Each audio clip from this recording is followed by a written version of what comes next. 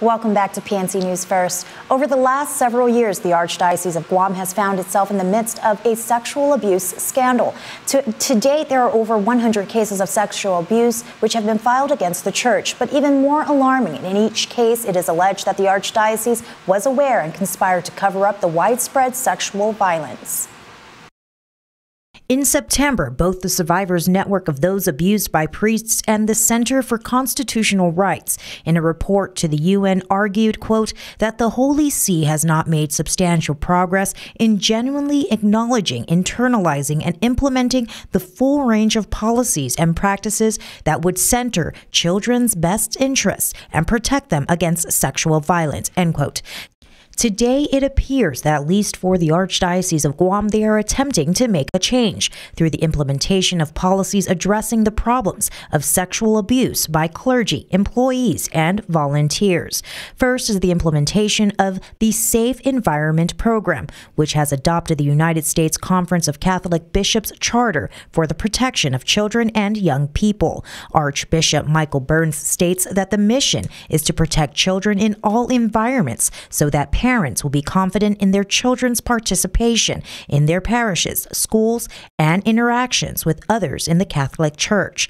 Under this policy, it outlines that meetings between clergy cannot take place in private living quarters, nor are they to be held at places or times which can cause confusion about the nature of the relationship, further stating that at least 2 adults should be present in the general vicinity during any meeting with children or young people.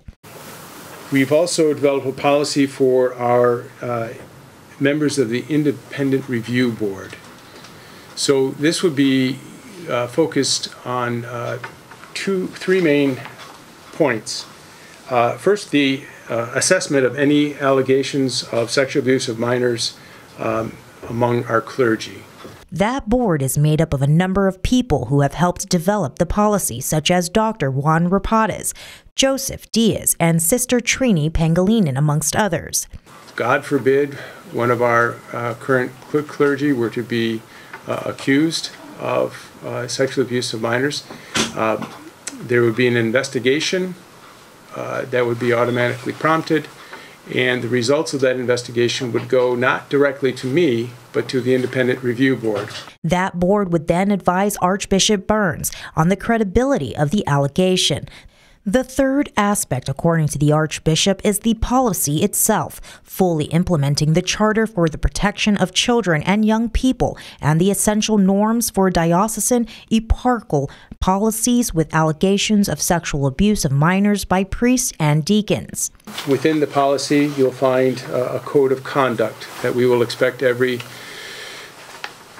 clergy, school teachers, youth ministers, catechists to follow when it comes to maintaining a safe environment among children. The policy also requires background checks and ongoing training related to the protection of minors, signs of sexual abuse, and the role of a mandatory reporter. According to the policy, the bishops have committed themselves to take responsibility for dealing with this problem strongly, consistently, and effectively in the future. The loss of trust becomes even more tragic when its consequence is a loss of faith of the Church has sacred duty to foster, end quote.